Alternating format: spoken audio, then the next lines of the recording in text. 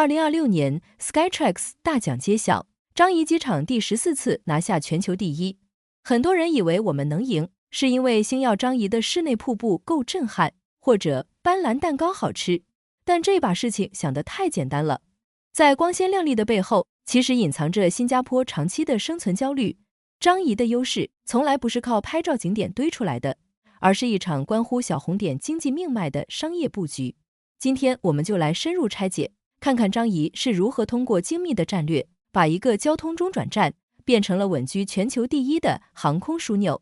我们平时出国，常常把樟宜机场的高效视为理所当然，但只要把目光放到全球，就会发现竞争异常激烈。看今年的 Skytrax 前10名，亚洲机场占据了6个席位，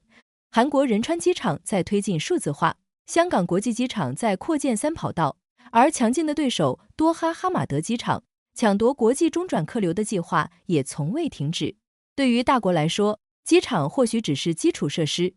但对于新加坡这个没有腹地市场的岛国来说，樟宜机场就是经济命脉。它不仅是搭飞机的地方，更是跨国高管和全球投资者对新加坡的第一印象。在这场门户之争中，樟宜没有退路。一旦服务和效率被赶超，失去的不仅是转机客流，更是整个国家的商业竞争力。那么，樟宜到底靠什么建立起别人无法复制的绝对优势？答案其实藏在一个我们周末常去的地方。要想看懂樟宜机场的商业逻辑，必须先看懂星耀樟宜。今年是星耀樟宜开幕5周年，很多本地人周末会带一家老小去那里吃饭逛街，甚至把它当成了一个大型冷气商场。但这恰恰是樟宜机场最厉害的地方，它成功地把一个交通枢纽变成了一个生活方式目的地。在传统的机场运营模式里，主要靠向航空公司收起降费，向旅客收机场税来维持。但这种模式的增长空间有限，而且非常脆弱。一旦遇到全球性的经济危机或大流行病，航班停飞，机场的收入就会大幅缩水。樟宜机场很早就看透了这一点，所以他们走的是另一条路，大力发展飞航收入。星耀樟宜本质上是一个顶级的商业综合体，它用耗资17亿新币打造的雨漩涡瀑布作为核心亮点，彻底打破了航空经济的边界。想象一个场景，一个从澳洲飞往欧洲的商务客，本来可以在中东转机，但因为星耀樟宜的存在，他可能更愿意选择在新加坡停留，甚至专门预留半天时间来消费。这就把原本枯燥的转机等待时间转化成了实际的商业收益。不仅如此，星耀樟宜还打破了机场只做旅客生意的常规，通过引进全岛独家品牌和打造室内景观，他把几百万本地居民变成了常客。当一个机场的零售、餐饮和商业地产收入能够占据总营收的半壁江山时，它的盈利结构就发生了质的改变。这套模式让樟宜具备了极强的抗风险能力，哪怕在航空业最艰难的时期，本地人的消费依然能为它提供现金流。而赚来的这些钱，樟宜并没有拿去发花红，而是继续投入到硬件升级和提升旅客体验上，形成了一个正向循环。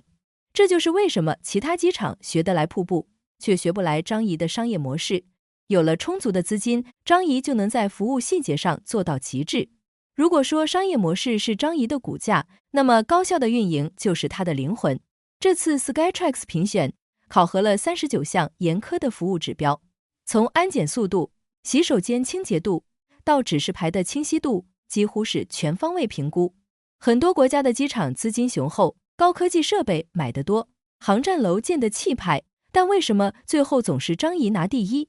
答案就藏在2个字里：无感。举个最实在的例子，我们在樟宜机场下飞机，非繁忙时段，从走出机舱、过海关到拿好行李、坐上德士，通常只需要20分钟。这个数字在很多欧美大机场是很难做到的，在那里排队1-2个小时很常见。樟宜是怎么做到的？它大规模应用了生物识别和自助通关技术，特别是最近全面推行的免护照刷脸通关，让你从托运行李到登机几乎不需要掏出证件。但樟宜的高明之处在于，它并没有让这些技术显得冷冰冰，相反，它的设计逻辑是顺畅自然。比如，樟宜至今保留着分布式安检设计，把安检口分散到每个登机闸口，而不是像很多新建机场那样，为了节省运营成本，让几千人挤在一个中央大厅里排长队。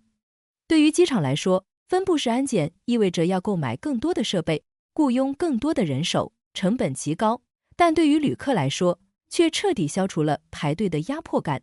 再比如，航站楼里铺设了厚厚的地毯来吸收行李轮子滚动的噪音，空气中永远弥漫着专属的兰花香氛。洗手间外面设有实时的满意度反馈屏幕，保洁人员会根据人流数据精准打扫。科技应用的背后是人文关怀。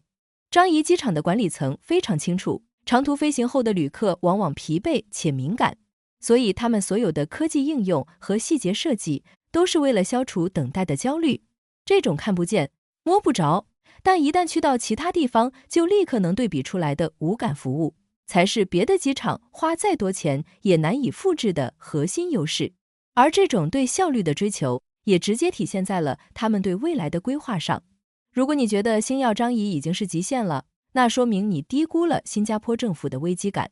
真正决定樟宜机场未来30年命运的，是预计在2030年代中期投入运营的 T5 航站楼。这是一个极具前瞻性的国家级工程。T5 建成后，樟宜机场的总设计年吞吐量将达到 1.5 亿人次。要知道， T5 不仅仅是一个新的航站楼，它的占地面积高达1080公顷，几乎等于现在 T1 到 T4 4个航站楼的总和。很多人可能会问，现在的航站楼明明还够用，为什么要在全球经济充满不确定性的时候，投入巨资去建这么庞大的项目？这就好比新加坡政府规划组屋 HDB 一样，永远是提前10年甚至20年去算未来的账。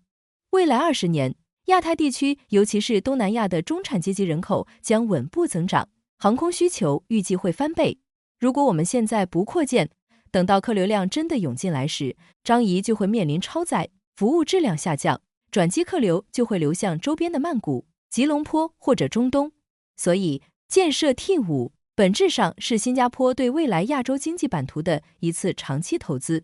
更值得一提的是， T5 采用的是高度模块化的设计，这意味着如果未来再次遇到类似全球大流行病的情况，机场可以迅速把航站楼物理分割成几个独立运作的区域，防止交叉感染，确保新加坡的航空命脉不断。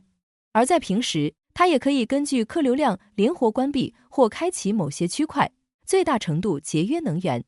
除了机场本身， T5 旁边还会同步开发一个庞大的樟宜东商业休闲区，继续放大机场城市的商业效应。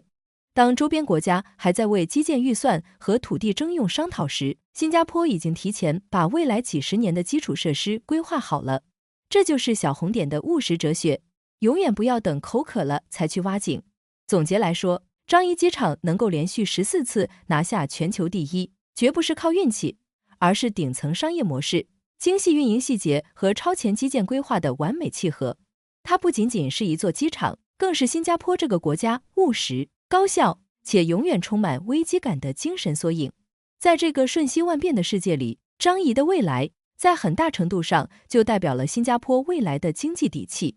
那么，作为经常使用樟宜机场的一份子，你对它的哪项服务印象最深？又或者，你对未来的 T5 航站楼有什么担忧或期待？欢迎在评论区留言告诉我，我们一起探讨。如果你喜欢今天这期视频，请记得订阅我们的频道，并打开小铃铛，这样你就不会错过下期关于本地热点的理性分析了。我们下期见。